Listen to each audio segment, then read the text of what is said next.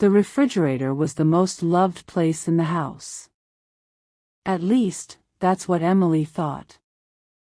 At 20 years old, she had a habit that her mother, Elizabeth, could never quite understand.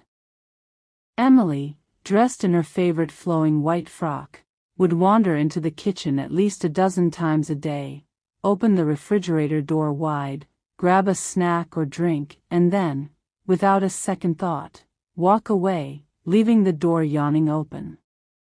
It wasn't as though she meant to.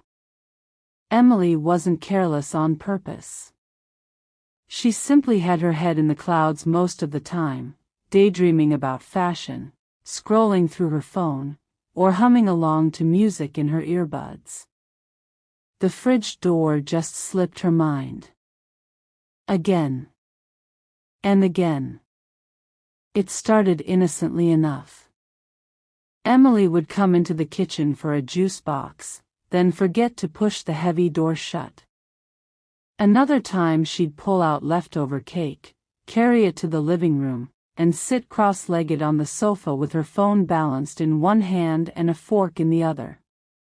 By the time Elizabeth walked into the kitchen, the fridge was wide open, cold air pouring out, light glowing brightly like a spotlight on her daughter's carelessness.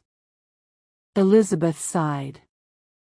She was a patient woman, but even patience had its limits. "Emily," she called out once, shaking her head as she pushed the door closed. "Do you know how much electricity you're wasting? And you'll spoil all the food too." From the living room, Emily's cheerful voice floated back, "Sorry, Mom. I'll remember next time." But next time always came, and Emily never remembered.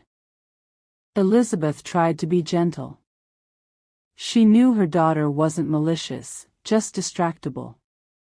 "Sweetheart," she said one evening as Emily twirled around the kitchen in her white frock, humming while fixing herself a plate of leftover pasta.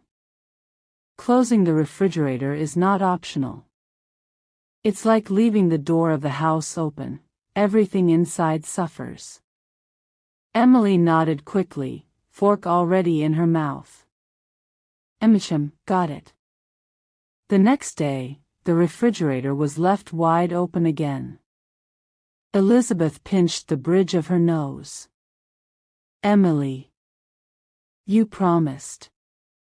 Her daughter looked sheepish, cheeks full of food. "Oh, sorry. I forgot again." Elizabeth placed her hands on her hips, her patience thinning.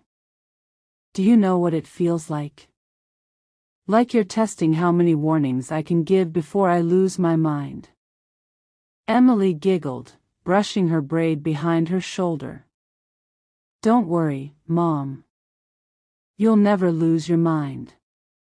You're too calm for that." Elizabeth smiled despite herself, but inside, she wondered how to finally make this lesson stick. The breaking point came one warm afternoon. Sunlight streamed through the kitchen curtains, and the hum of the refrigerator was unusually loud. Elizabeth stepped inside and froze. There, once again, the refrigerator door stood wide open, the cold air spilling out like invisible smoke. Half a packet of cheese dangled on the top shelf, milk sat exposed, and vegetables looked as though they were shivering in their bins. And where was Emily? Not in the kitchen. Elizabeth followed the trail. On the sofa in the lounge sat her daughter, still in her white frock, legs curled under her, scrolling through her phone while munching happily on a chocolate bar she had fished out from the very same fridge. Elizabeth raised an eyebrow. She didn't shout. She didn't scold. Instead, an idea began forming. A different kind of punishment, one her playful, forgetful daughter would never forget. "Emily," Elizabeth called, stepping into the lounge.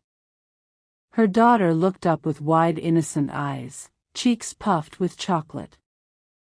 Yes, Mom. Elizabeth held back a smirk.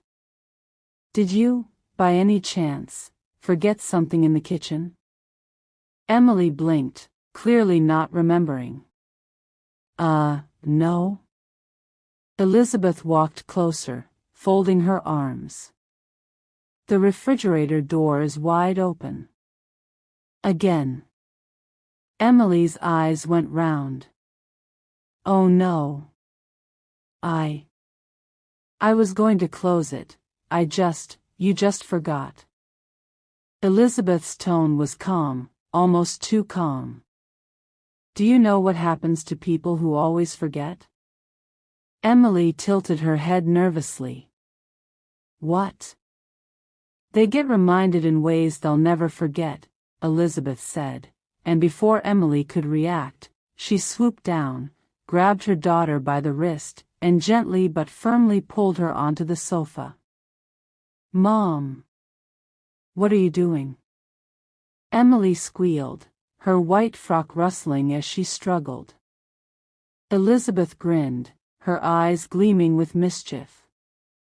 Something you'll remember. And with that, she dug her fingers into Emily's sides, tickling mercilessly. Emily shrieked with laughter, twisting and squirming, dropping her phone onto the cushion. Mom! No! Stop! I can't breathe. Elizabeth chuckled, continuing her playful assault. Oh, you'll breathe. But maybe next time you'll also close the refrigerator door. She tickled under Emily's arms, along her ribs, and the poor girl laughed until tears streamed down her cheeks. Please. I promise. I promise I'll close it. Emily gasped between giggles, kicking her legs. Mercy, Mom. Mercy. Elizabeth slowed her fingers but didn't stop. Are you sure? Because this seems to be the only language you understand. Yes. Yes. I'll never forget again. Emily squealed, collapsing into helpless laughter.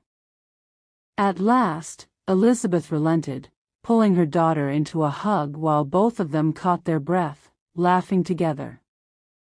Emily wiped her eyes, still giggling weakly. That was so unfair. Elizabeth raised an eyebrow. Unfair? You think leaving the fridge open all the time is fair?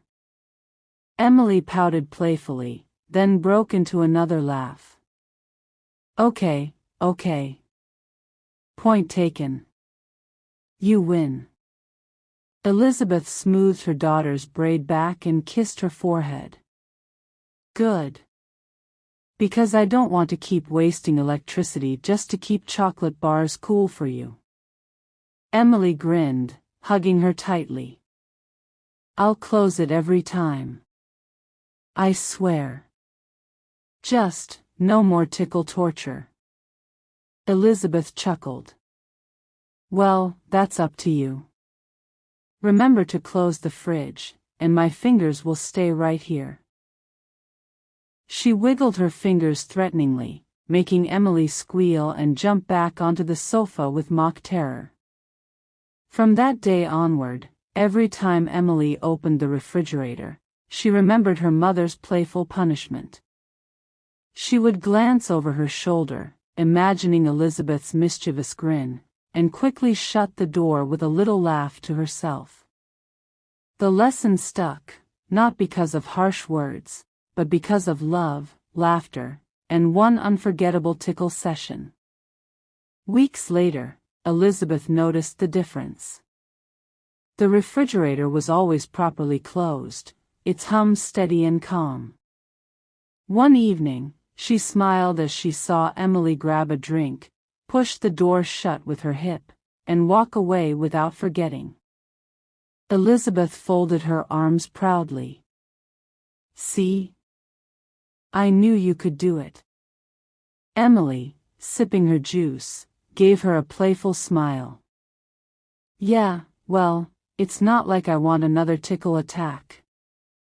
Elizabeth laughed warmly. Good. Then both of us win.